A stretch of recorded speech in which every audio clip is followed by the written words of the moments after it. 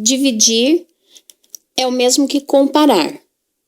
Então, quando eu estou dividindo, eu estou comparando duas grandezas. E quando eu comparo duas grandezas, eu chamo essa comparação de razão.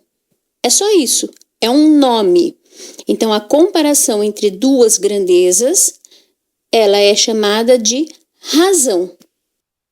Só que essa comparação entre duas grandezas, eu coloco em forma de fração. Então, essa comparação ela vai ficar parecida com uma fração. Vamos ver um exemplo para ficar mais claro. Então, vamos lá. Ó, na minha família, 5 pessoas torcem para o São Paulo e 12 pessoas torcem para o Palmeiras.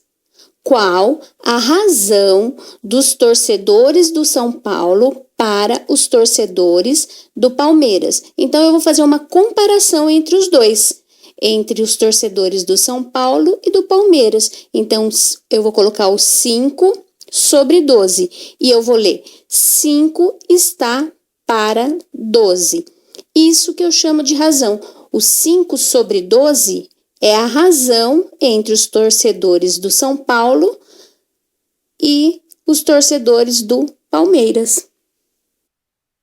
Então, para colocar dois números em forma de razão, é só você obedecer a ordem da frase. Olha, qual a razão dos torcedores do Palmeiras para os torcedores do São Paulo? Eu inverti. Então, é só a gente inverter a ordem. O de cima agora é 12 e o de baixo 5. E a gente lê 12 está para 5. Então, basicamente, razão é isso. Só que a gente tem que considerar um detalhe. Quando possível, a gente tem que simplificar a razão. Como a gente faz isso? É muito simples, é só você olhar quando o número de cima e o número de baixo são divisíveis pelo mesmo número. Vou dar um exemplo. 12 está para 9. Então, o 12, ele é divisível por 3, ou seja, existe 12 na tabuada do 3. E o 9 também é divisível por 3, ou seja, existe 9 na tabuada do 3. Então, 12 dividido por 3, 4. E 9 dividido por 3, 3. Então, essa razão é 4 está para 3.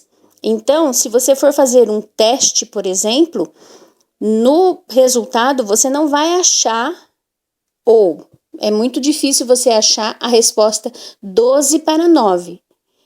É muito provável que a resposta vai estar 4 para 3.